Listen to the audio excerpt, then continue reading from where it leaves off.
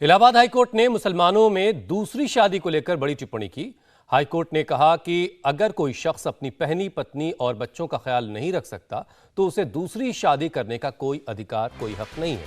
Court ने यह भी कहा कि पवित्र कुरान के आदेश के मुताबिक दूसरी शादी को तब तक पवित्र नहीं माना जा सकता जब तक कोई शख्स अनाथों के साथ न्याय नहीं कर सकता।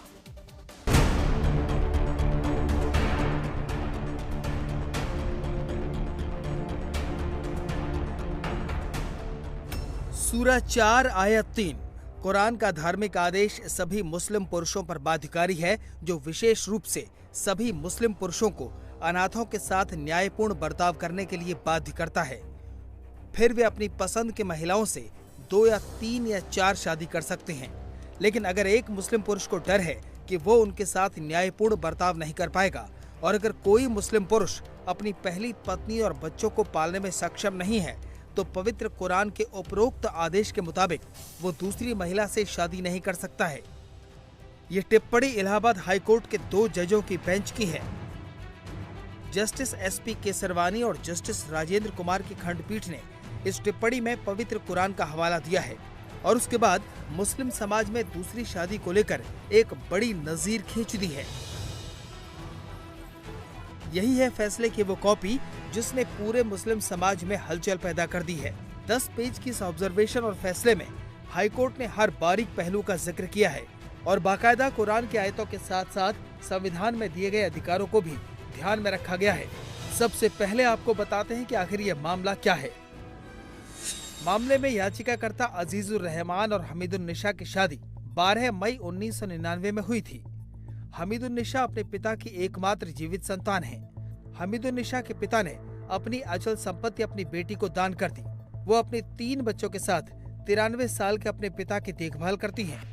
हमीदुन्निसा को बताए बिना उसके पति अजीजुर रहमान ने दूसरी शादी कर ली और उससे भी बच्चे हैं। अजीजुर रहमान ने परिवार अदालत में पत्नी हमीदुन्निसा के साथ रहने के लिए केस दायर किया। परिवार अदालत ने अजीजुर रहमान के पक्ष में आदेश नहीं दिया तो वो हाईकोर्ट पहुंच गए। हाईकोर्ट ने अजीजुर रहमान की याचिका को खारिज कर दिया। इलाहाबाद हाईकोर्ट के 2 जजों की खंडपीठ ने याचिका खारिज करते समय बहुत सख्त टिप्पणी की। हाईकोर्ट ने खास तौर पर कहा कि जब वादी अपीलकर्ता ने अपनी पहली पत्नी से इस तथ्य को छिपाते हुए दूसरी शादी की तो वादी अपीलकर्ता का ऐसा आचरण उसकी पहली पत्नी के साथ क्रूरता के बराबर होता है। इन परिस्थितियों में यदि पहली पत्नी अपने वादी पति अपीलकर्ता के साथ नहीं रहना चाहती तो उसे दाम्पत्य अधिकारों की बहाली के लिए उसके द्वारा दायर एक मुकदमे में उसके साथ जाने के लिए मजबूर नहीं किया जा सकता। हाईकोर्ट ने इस फैसले के लिए जहां कुरान की आयतों का उदाहरण दिया, वहीं भारतीय संविधान का उल्लेख भी किया।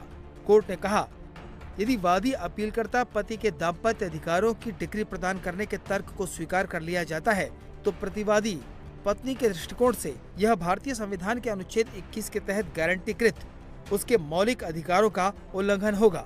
इस फैसले में कोर्ट ने पवित्र कुरान के सूरा 4 आयत 3 का उल्लेख किया है। कोर्ट ने कहा, पवित्र कुरान के जनादेश के अनुसार जैसा कि ऊपर उल्लेख किया गया है, सभी मुस्लिम पुरुषों को अनाथों के साथ न्यायपूर्ण बर्ताव करना है। एक विवाहित पुरुष अगर किसी अनाथ के साथ उचित बर्ताव नहीं कर सकता तो वो अपनी पत्नी को जीवित रखते हुए दूसरी मुस्लिम महिला से शादी भी नहीं कर सकता। एक जनादेश दिया गया है कि ऐसी परिस्थिति में एक मुस्लिम पुरुष को दूसरी शादी करने से खुद को रोकना चाहिए अगर वो अपनी पहली पत्नी और बच्चों को पालने में सक्षम नहीं है। अदालत ने कुरान की आयतों और भारतीय संविधान के तहत दिए गए अधिकारों का हवाला देते हुए पति की याचिका खारिज कर दी है। ये फैसला मुस्लिम समाज के लिए नजीर तो बनेगा ही, इस समय अदालतों में चल रहे कई फैसलों को भी प्रभावित कर सकता है। इंडिया टीवी हर वक्त हर जगह डाउनलोड करने के लिए सर्च करें India TV news Google play store या ऐप स्टोर पर।